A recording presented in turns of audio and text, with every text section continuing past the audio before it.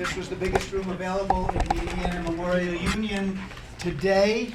I'm hoping we can squeeze everybody in this room. At some point, if it gets too crowded, we do have the second screen in there, or you can watch from a distance. There is some more space along the walls here, and maybe a couple of odd seats that don't seem to be spoken for except this one.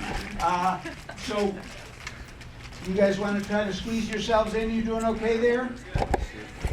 Okay, I think it's time to get started. Can you hear okay from the back? Okay, so we've got a lot of material to cover today. A bunch of us want to share with you, and we want to hear from you guys. I guess I should introduce myself first. I'm Michael Hamburger, a faculty member in the Department of Earth and Atmospheric Sciences. We might need to use the other mic because the people online can't hear. People online can't hear. Okay. Can you guys hear me now? Yes. Yes. It doesn't seem as good. Okay, I'm going to turn this off, and maybe they can hear. In addition to all the people who are here, there are something like how many people online, Adam? We're up to 70 now. 70 people online. So there are certain times in history when there's just a confluence of a moment, and I think this is one of them. I'm so glad to see everybody here. On behalf of our little group, Concerned Scientists at IU, our student affiliate Advocates for Science in IU, we're pleased to see all of you here for our little town hall meeting. A little reminder, this is an organization of scientists, of students of science, and supporters of science, so we welcome everybody who's got some interest in this topic here. I'm sure many of you are here, moment. Do we want to record this? We have one here. Do we want to record this? Let's go ahead and record it. We'll see what happens. If it breaks out into a fist fight, we'll delete the recording. So I'm sure many of you are here because, like me, you're watching this daily barrage of disturbing news about the state of the nation and the state of the world, and maybe the state of the state and university as well at certain times. We are here as a focus group to address a certain class of issues related to a kind of broadside attack on the sciences, on the scientists who work in federal agencies, on the whole enterprise of science, and really, in a way, on universities as a whole. So, as much as it's painful for us to watch this process unfolding, it's really an opportunity for us to find the antidote to that bad news, and it comes in solidarity and working together to find solutions to these problems and ways that we can work, particularly in our lane, to push back against the issues that we're concerned about and to make advances in the ones that we can make progress in. So I want to share a little bit about the plan for today. We're going to try to spend about 2/3 of the time with a variety of presentations, information for background for the discussion, and then to leave about a half an hour for open discussion so we can get as much feedback from you as we can, and then to kind of lead the way to next steps. So, that's the kind of general scheme of things. I'm going to provide a little background on our organization, Concerned Scientists at IU. Freedom, wherever you are, is going to provide a little information about the student organization, Advocates for Science at IU. We're going to focus a bit on some of the issues, the current issues that are coming in the news on a daily basis, and then we're going to turn it over to you for discussions and ideas about how to move forward. Just a few comments before we get started. We want to keep this as open and engaging as we can, and we want to be exemplars of civil discourse about complicated issues. We want to use this opportunity to engage and energize this community of scientists, supporters of science, students of science.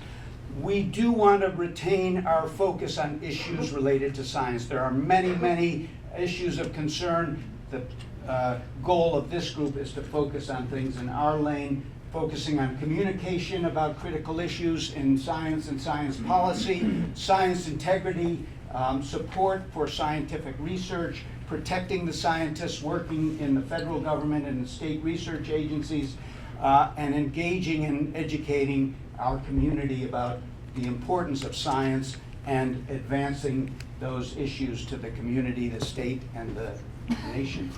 Want to ask everybody to be kind to one another and to be kind to us and support one another, whether you agree with all of the views that they express or not. Okay, I want to turn it over to our first visitor, but before I do this, how many of you were here 8 years ago, just down the hall or upstairs or downstairs in the Georgian room, almost 8 years to the day, inspired in fact by some similar events unfolding at the national level during the first Trump administration. To our surprise, a town hall like this one attracted some 200 people. That was the birthplace of Concerned Scientists at IU. I'm really proud of our community. I'm kind of proud of myself and proud of my teammates for keeping this organization going for 8 years. And now, for better or worse, we have a lot of catalysts for us to get engaged again. So let me introduce one of the people who raised his hand a moment ago, Rick Van Kooten, professor of physics. Then, he's in the picture there, I think down in the front, same age as he is now. Then was vice provost for research at IU, now, I believe. Okay. Now, the Dean of the College of Arts and Sciences, Rick, take it away. All right, thanks.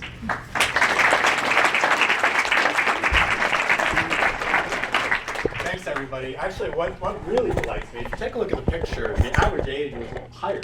Actually, it's fantastic that we see a lot more students here today, and I think it makes a big, big difference. Yeah, I was there in my capacity as vice provost. I felt it was appropriate because I was vice provost for research.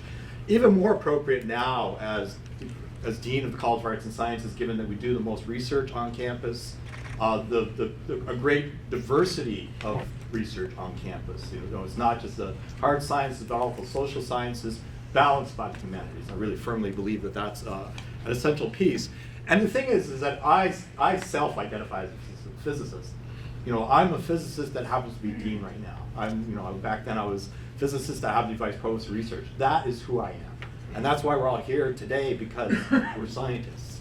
I just want to read out from the IU Bloomington mission statement that essentially is almost verbatim on any university. It's university-wide and also down to, let's say, for example, the college. Its mission to create, disseminate, preserve, and apply knowledge. That is what we do through its commitments to cutting-edge research, scholarship, arts, and creative activity. And what's interesting is it says committed to full diversity, diversity is underlined, academic freedom, and serving the research needs of the state, the nation, and the world. Those are the important parts of what we do. The disseminating, preserving, and applying knowledge, that's essentially antithetical to this current administration. They just do not like experts, and that's what we do. We're experts in whatever we do. Expertise is in our DNA. And they don't want they don't want people asking questions, discounting expertise, discounting experts. Now, so the March for Science was actually, I was trying to remember what we're pissed off about at that time, because it is completely eclipsed. It's like it's like easily an order of magnitude of what it was back then, and we were angry back then, and it's just heartrending.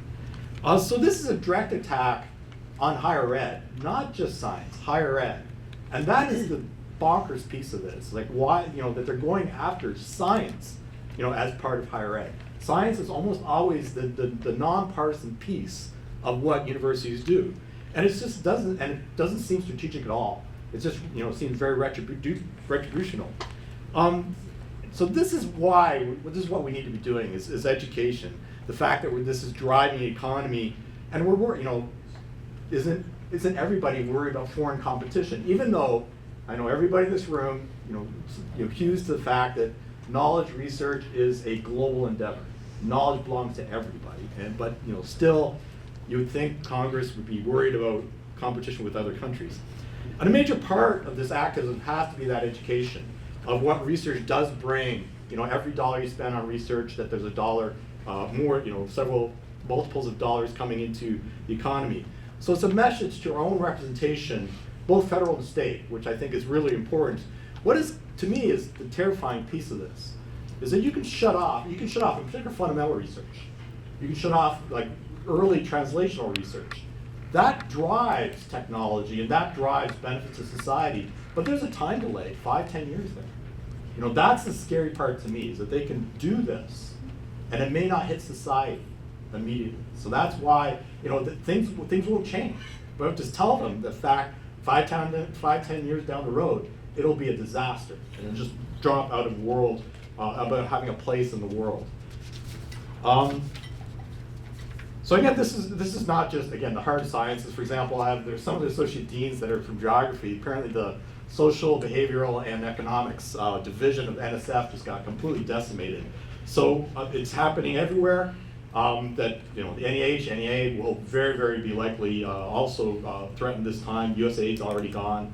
And everybody's, you know, heard about this NIH indirect cost return going down to 15%. That will never come back now, right? That there, you know, as dean, you hear about there is efforts behind the scene. There's actually a coalition of universities from red states trying to work on that. But it's going to be alternatives. It'll be something that won't be at where we are right now. It'll be lower. So we still have to, you know, deal with the fact it's going to be lower, and the fact that once it's lower in the NIH, that NSF and all the other agencies will probably follow suit. So we're seeing big losses in funding. For the College of Arts and Sciences, again, if it's for all sciences, 15% would mean about $10 million to us, about $100 million for the entire university. So, you know, one source, will the states step up to cover this research? Unclear with our current state legislature. But again, coming back, particularly to the fact that the state of Indiana is leaning into life sciences, and that is what we do as well. So, you know, right now, the provost's message is we're not backing down from research. You know, there's this big hiring spree going on with FACT 100. That is still going on. That is not being halted. I know there's also a lot of talk in other universities that they're doing hiring freezes. That's not happening right now. But it's going to have to be, you know, activism driven by groups like this that is going to be really, really important. And really, what do these cuts mean to us? Actually, I had, you know, written down for junior faculty, for, you know, trying to get tenure, and something like this happens, you know, for us that have tenure, like, that's terrifying. But the fact that the students, there's so many students here, which makes a big, big difference. And then senior faculty, this is what we're passionate about, the science that we do. So I know I'm preaching to the choir, but the intent of this group is to come up with steps. Is that we had Fred Lawrence just a couple days ago. He's the secretary of Phi Beta Kappa, which is essentially the honor society for liberal arts and sciences. And he talked about vigorous civility, that, you know, finding common ground. I don't think we're going to find common ground with the administration, but we need to find common ground with our representatives and our citizenry. That nonpartisan piece of it is in there. It's in there right now, but it's being, I guess, at what point will, you know, some sides of ideology say, no, this is too much, and start pushing back on it. We have to help them get to that pushback state. So I've also already heard the mutterings about a March 7th event being, you guys will be going to that. At least in social media I was hearing about that. 6th. Yeah, it's March 6th, okay. So again, thank you so much for being here, for being involved, and I'm right here with you. Thank you.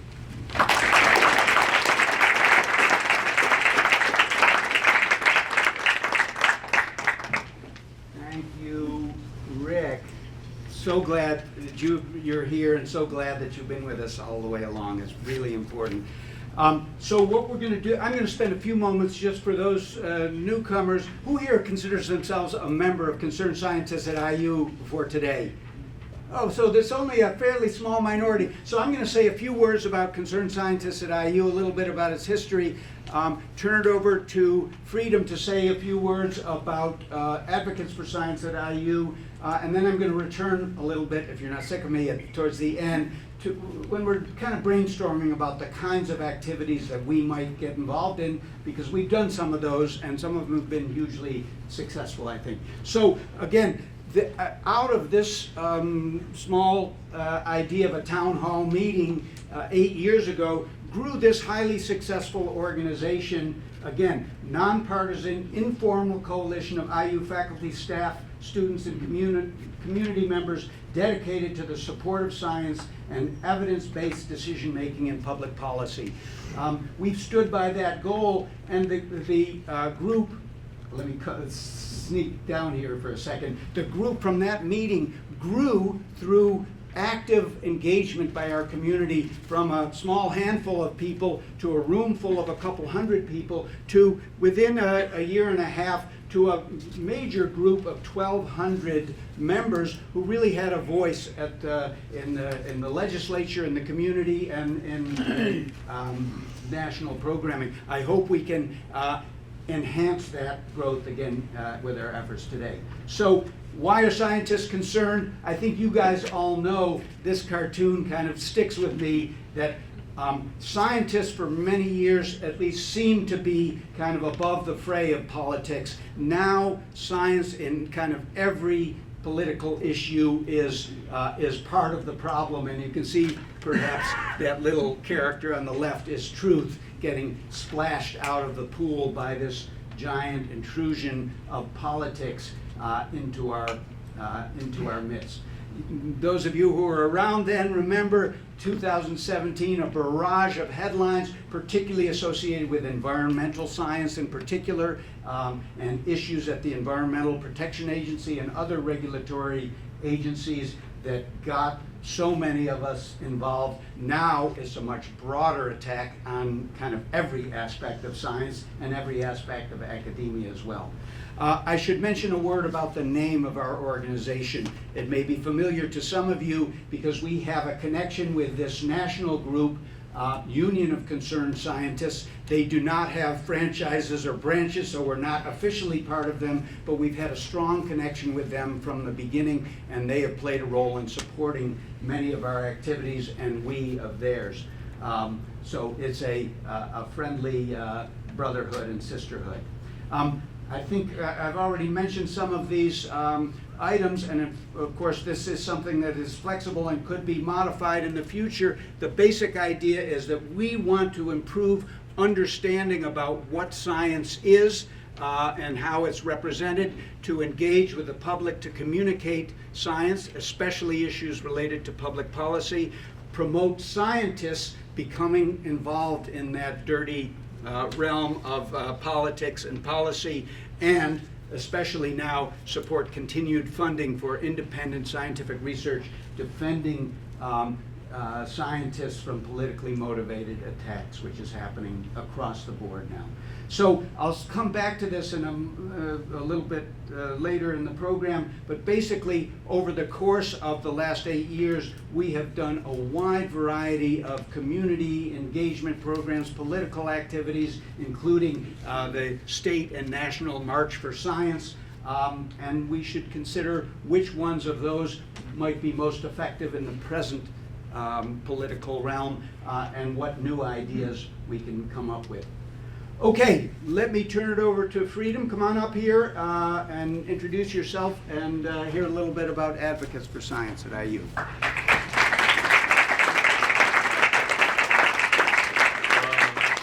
Can everyone hear me? All right.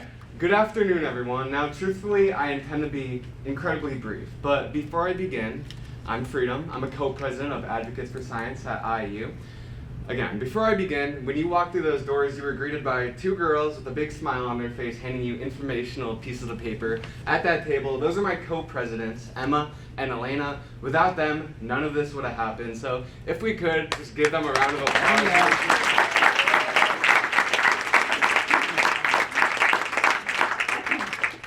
I've been told I talk a lot, so I think that's why I'm speaking. It's not because I do the most necessarily.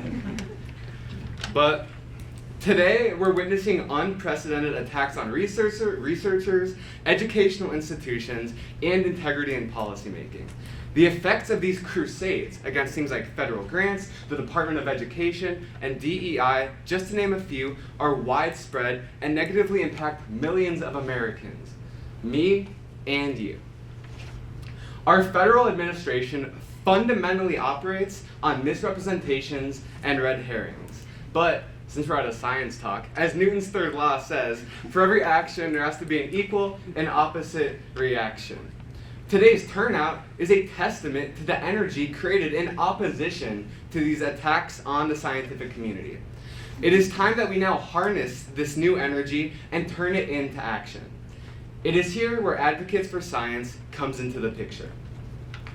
As the student affiliate for Concerned Scientists, we're building a coalition with the core ideal that no matter your background, you have a place in the movement to defend education and objective policymaking. We are a diverse group of students that are united through the pursuit of truth. We're composed of committees. Examples of our committees include visual media, event planning, and direct advocacy. What's key is that we focus on education as the first and most fundamental step to building movements. My ASIU colleagues, who I already introduced, Emma and Elena, have already been sending out newsletters for the past couple months to over 1,000 people, trying to keep them informed on daily events. I think the next slide maybe is even an image of one of those. Yes. It looks like this if you signed up for Concerned Scientists, and you'll start receiving these, trust me, good stuff. But now, to the students in attendance here today, every single one of you is essential in bringing about positive changes, and every single one of you has a place here in Advocates for Science.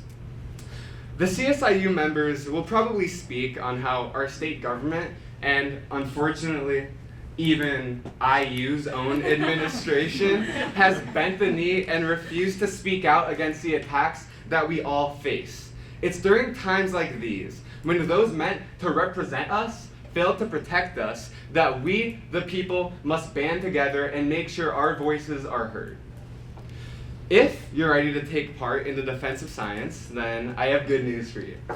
Advocates for Science is holding a call-out meeting this upcoming Monday, February 24th, in room 4 of Woodburn Hall.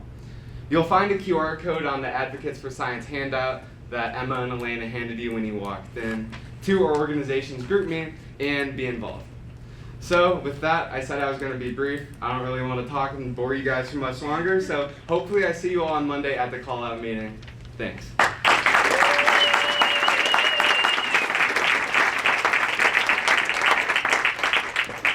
Okay, thank you, Freedom, and thank you guys. I guess I'll come back to it, but in the last 4 years, our group has become quieter, maybe for a variety of reasons outside of the university, maybe laziness on our part, but we are kind of starting this organization from the ground up, particularly Advocates for Science at IU. So I'm really grateful for these 3 guys for taking the torch and carrying it forward, and I can see it's going to grow quickly and ambitiously.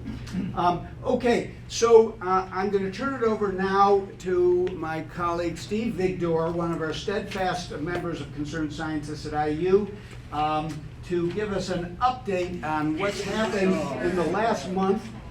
He was the head of our Legislative Affairs Committee. I think now maybe it has to be the Executive Affairs Committee or something like that. So, Steve, take it away. Okay. So I'm Steve Vigdor. I'm an emeritus professor from the physics department here.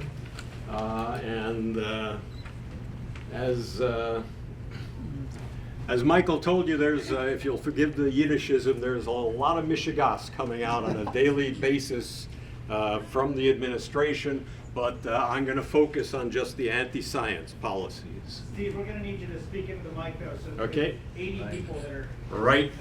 Okay. in. So let me go back a bit here.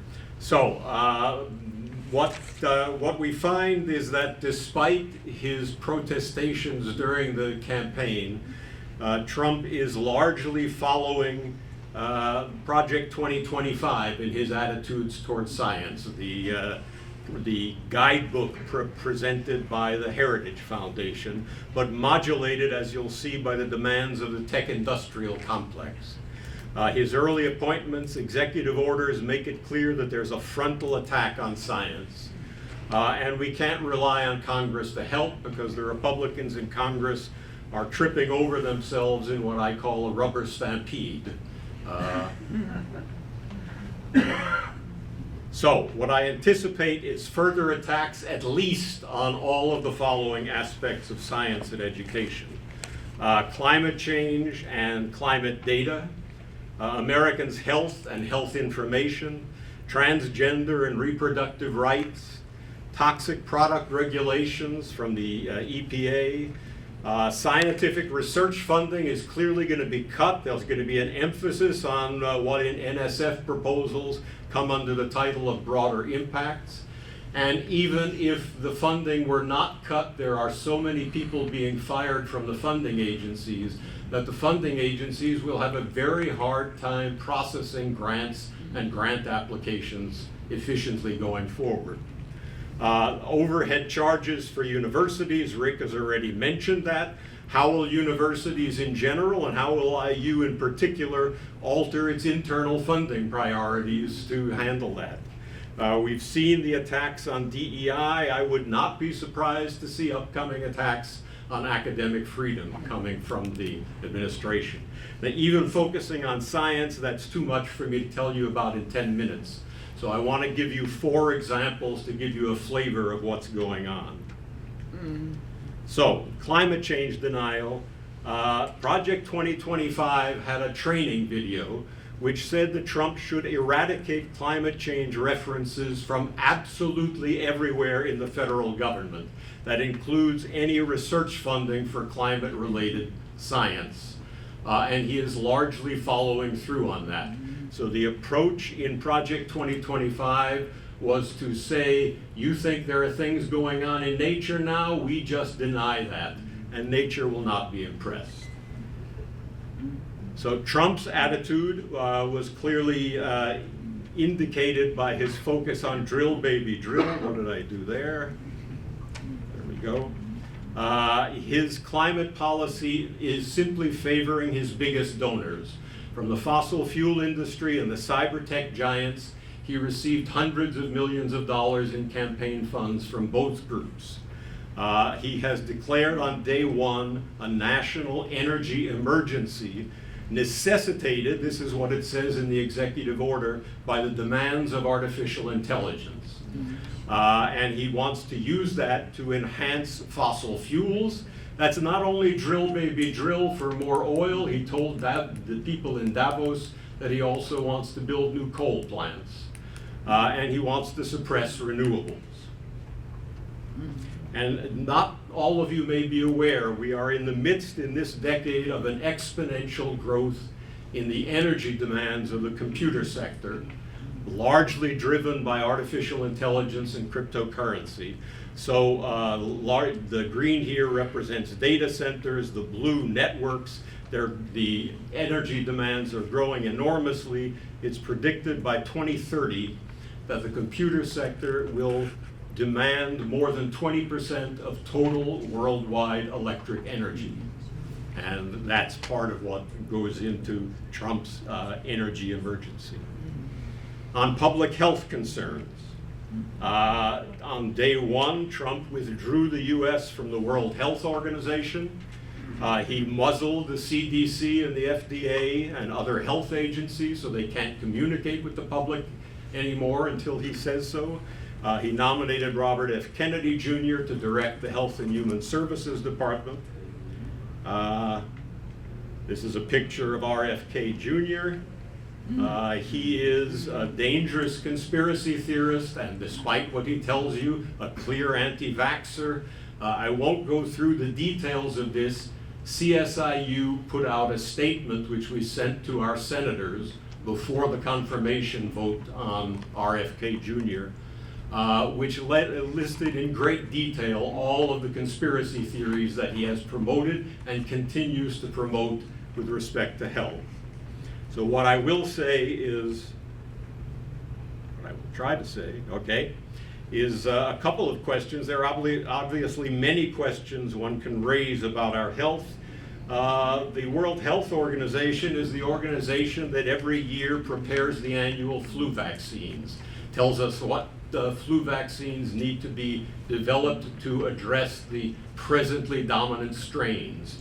Who's going to do that if we no longer are part of WHO? If a new pandemic arises, as it well may from the avian flu epidemic, and all the people dealing with avian flu in the Department of Agriculture were laid off yesterday and the day before.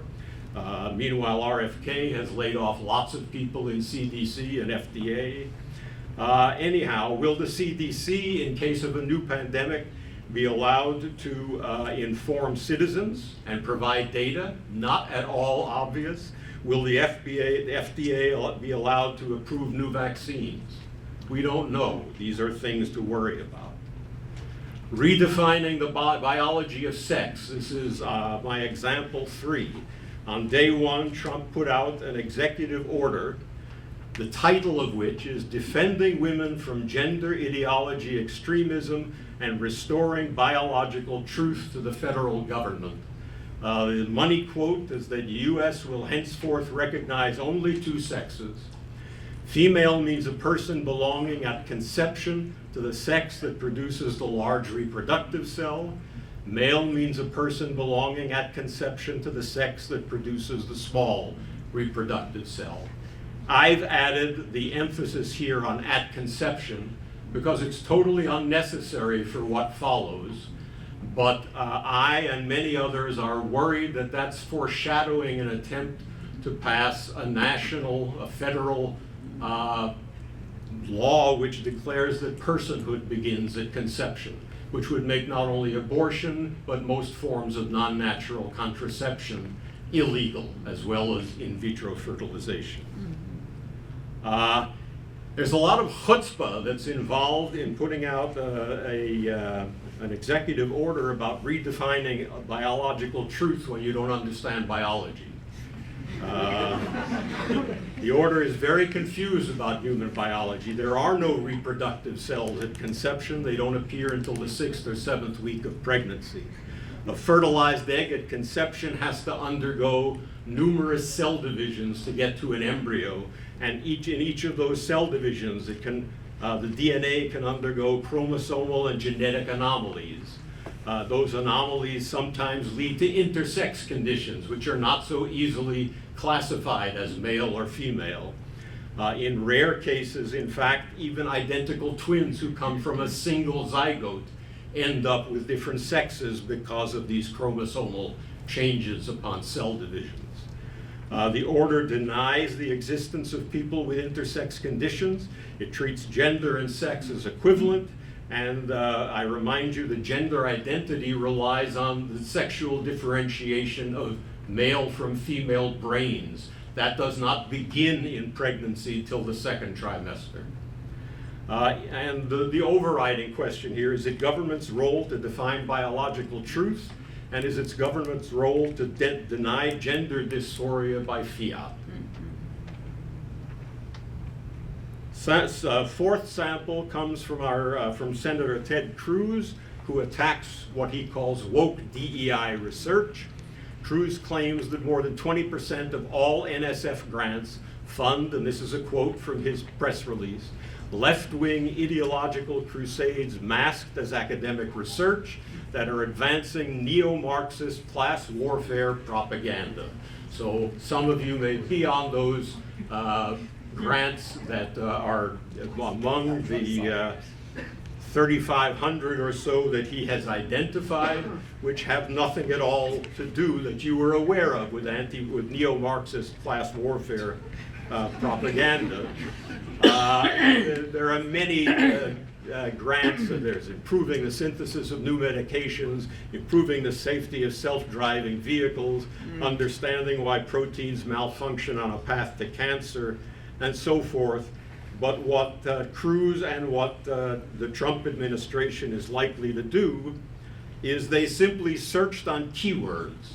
So all of the examples, the 3,500 examples, were flagged by the use of such left-wing keywords as gender, women, underrepresented, clean energy, climate equity, racial, blackness, masculine, heterosexual, disability, and there's a list of about 1,000 keywords at the end of his press release.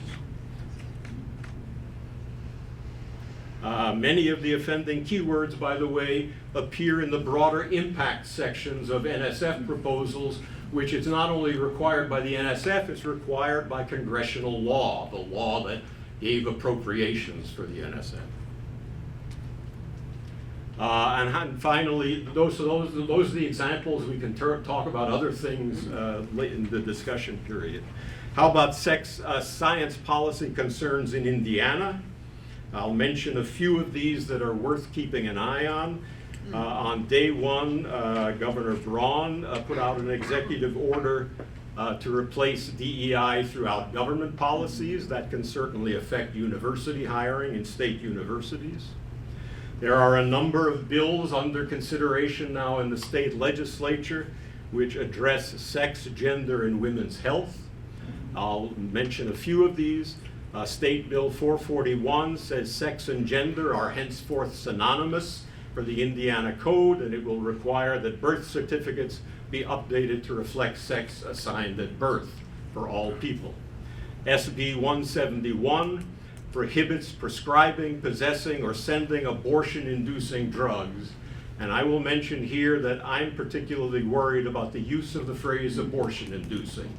Clearly, the immediate target here is mifepristone and misoprostol, but many in the Christian nationalist movement assert that birth control pills are abortion-inducing drugs.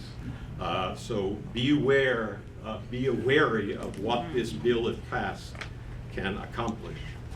HB 1334 defines a human being in the state criminal code to include an unborn child, so abortion will henceforth be murder if that is passed.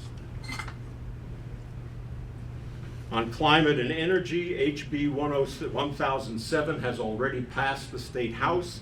It calls for no state taxes for people constructing small modular nuclear reactors in the state and retaining coal and gas plants to attract more AI data centers, which are energy hogs, as I said before. There are analogous bills in the Senate, the state Senate, which allow utilities to charge consumers for small modular reactor development, even if they're unsuccessful. And later on, if you want, I can tell you about my experiences in Suffolk County on Long Island, where our electric bills were 3 times higher than any place else because we were paying for an aborted nuclear plant. HB 1335 restricts geoengineering efforts or tests in the state. And education, there's a bill in the House which would simply dissolve the Indianapolis public school system.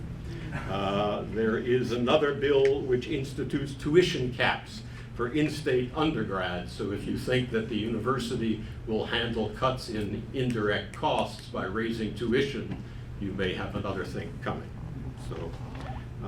So I will simply finish now by pointing out that if you want to know more about the science underlying these issues, one of the offshoots of the beginnings of the CSIU group is that Tim Lonergan and I, this is a slide I borrowed from Michael, and it's generous to Tim and me because it uses older photos.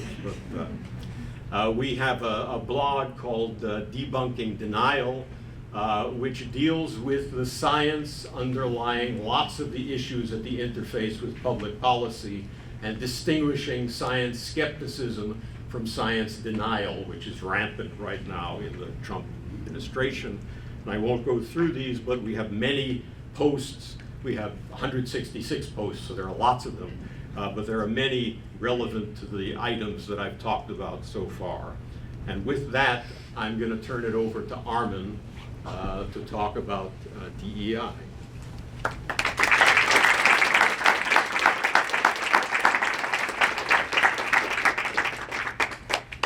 Thank you, Steve.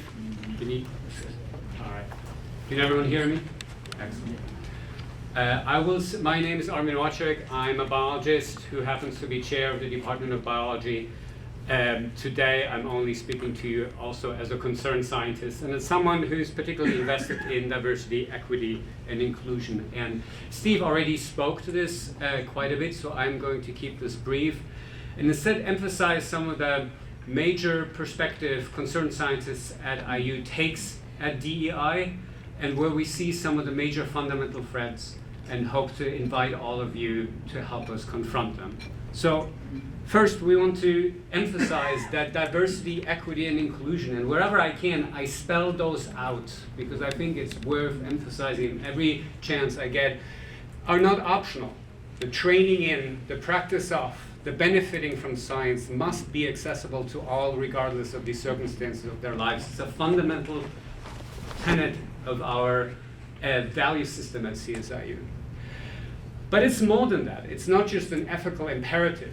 Instead, recruiting, training, retaining a diverse workforce in the sciences is critical to address the challenges we face as a state, as a nation, as a species on an increasingly crowded, overexploited planet. Now, the broad-scale attacks on DEI efforts that we are facing will diminish all of this. It will diminish access to science as a resource. It will weaken talent recruitment and retention. It will erode our ability as a society to address the many problems we must solve at a point where we can waste neither time nor talent.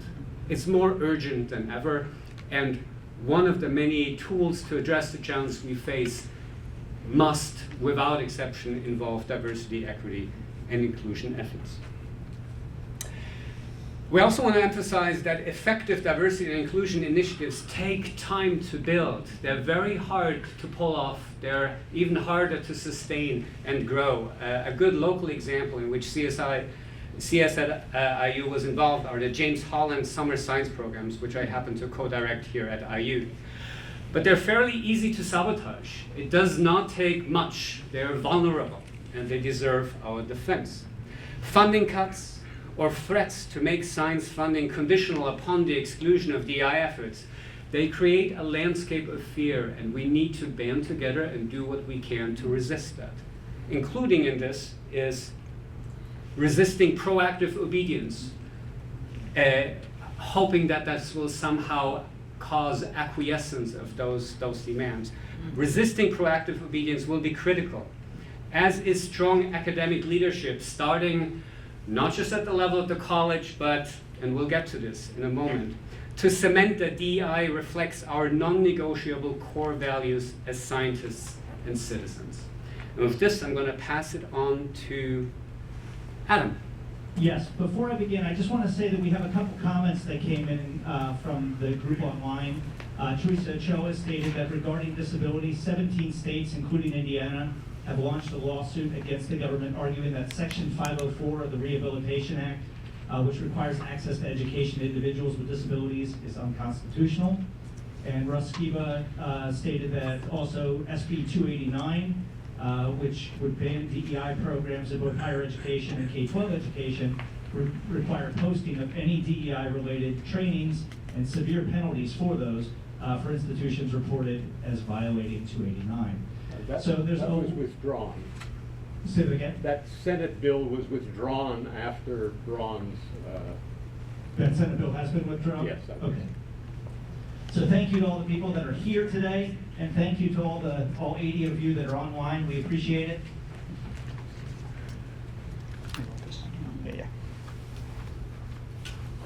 So let me start by saying that I sent a whole bunch of slides to Michael today, and I said, how long do I have to talk? And he said about 3 minutes.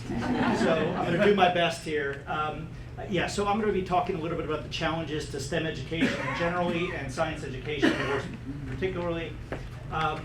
Just a little bit about me. I'm the director of STEM education initiatives in the School of Education. I am the co-principal investigator with Michael Hamburger for a project called Educating for Environmental Change. This is a project that helps teachers teach the science and policy of climate change. We have now worked with over 600 teachers throughout the state of Indiana, and that project is hopefully could be funded by the NSF by the end of the year, but probably won't be. I also am the project director for Educational Pathways to Cancer Research, which helps young learners learn about pathways to medical research in general and cancer research in particular. That project is currently funded by the NIH, which is receiving huge cuts right now. And I am also the principal investigator of a project called Impact, the initiative for mentoring and preparing classroom teachers, and that project is funded by AmeriCorps. I'll talk about all of these programs a little bit, but more importantly, all of these projects could be gone by the end of this year, and thousands just like them across the state of Indiana could be gone as well. So we have a uphill battle here. 28% of American citizens are scientifically illiterate.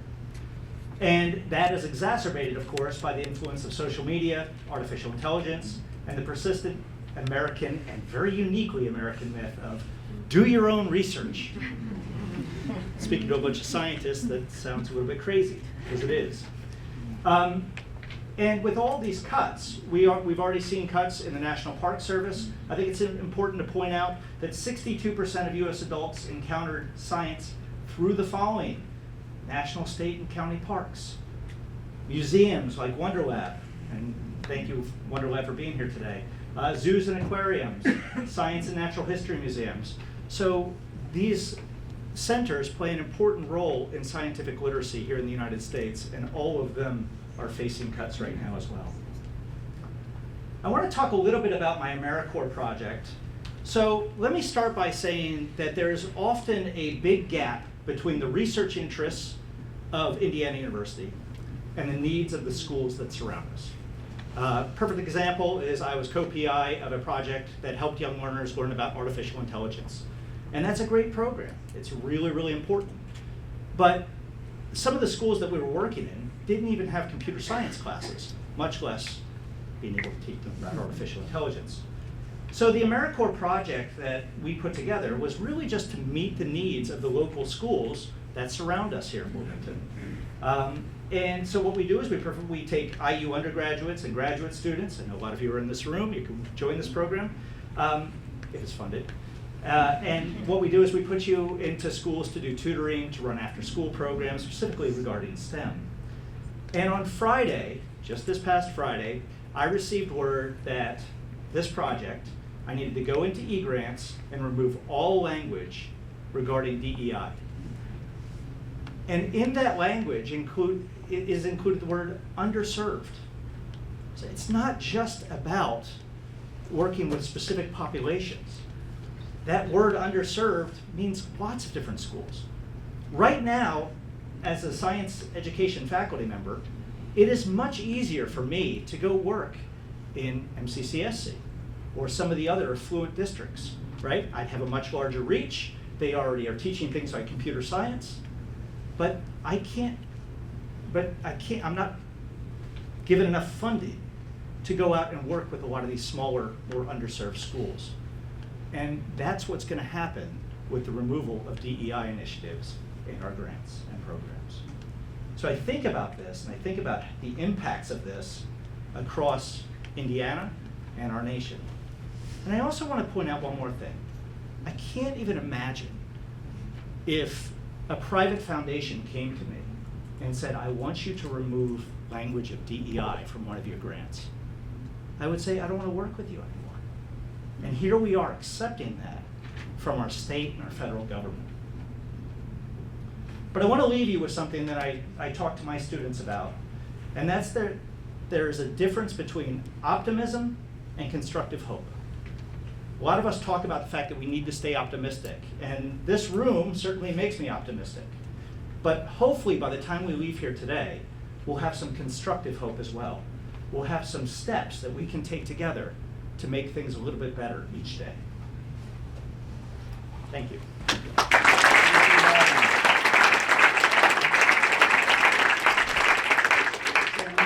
So our third presenter couldn't join us today. Karen Jepson-Innes, who some of you know, is the longstanding director of our wonderful WonderLab Museum.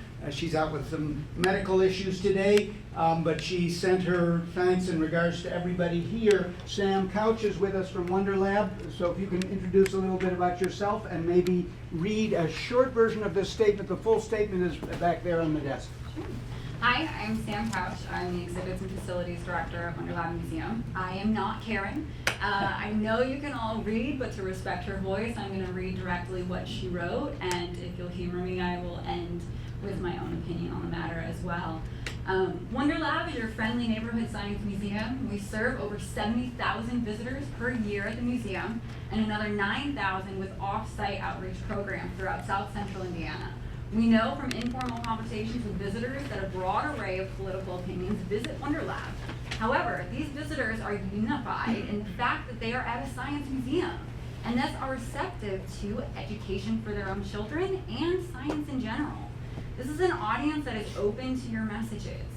Wonder Lab and the IU community have had a long history of partnership over 20 years, notably with IU research scientists, some of you in the room, NSF grants for broader impacts, projects that are intended to build science literacy for all Americans. Since 2005, this has resulted in 31 funded partnership projects with 36 different research scientists, including projects on teacher professional development and new exhibits at Wonder Lab on animal adaptation, conservation, and evolution. I urge you to use Wonder Lab to connect with our community, to build personal relationships with citizens. Tell them who you are, why you love what you do, and how it benefits them and our community directly. We must make connections. We must make our communities better and our environment better. This is what Wonder Lab's all about. Our mission is to ignite a love of science and amplify the role science plays in the world. We strive to stimulate curiosity, encourage discovery, and inspire lifelong learning. We're here to fight the feelings of hopelessness and empower people to make a difference. And you'll humor me and, as my own self, saying, right now, science, we're stuck a little bit. But I will say it doesn't matter what you do in your labs if the people out there don't know what you're doing or don't understand it. Right now, science isn't trusted, and that may not be our fault, but it is our responsibility to repair that relationship with our communities. And you can do that through ways like Wonder Lab, partnering with us. We do STEM Saturdays. Come and talk to the public. You can come out as a scientist, or just walking down Kirkwood being a person. Talk to people. Remind the public that you are people too. You're not Dr. Frankenstein in a tower. You're people too.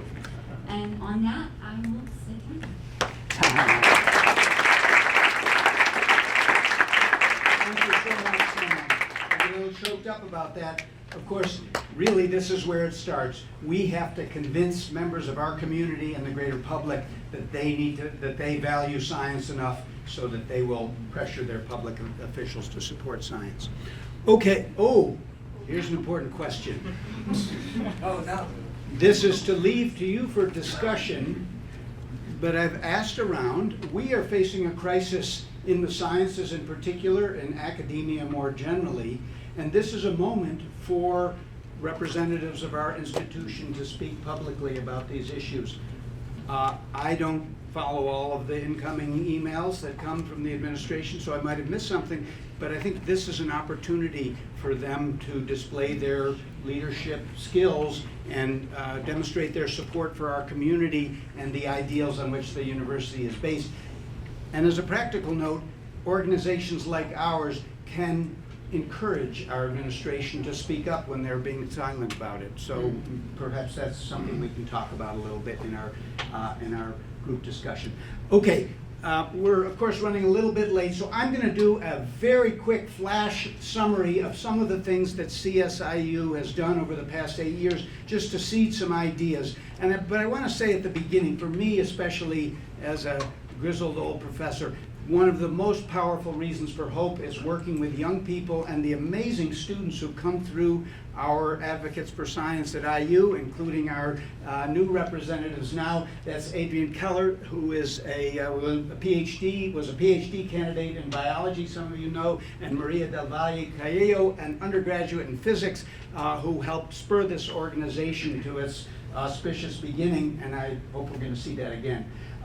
Through ASIU, a bunch of really exciting efforts took place, including training on political and policy advocacy by the Union of Concerned Scientists with our students, advocacy around elections and getting scientists and students of science engaged in registered to vote and participating in the elections.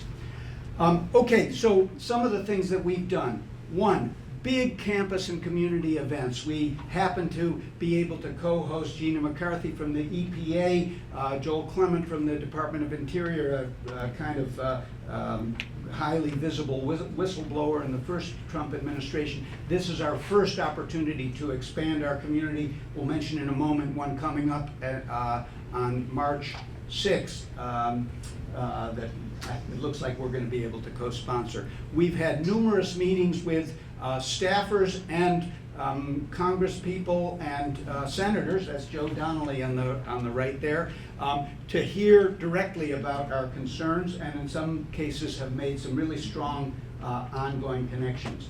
We hosted what I believe is the first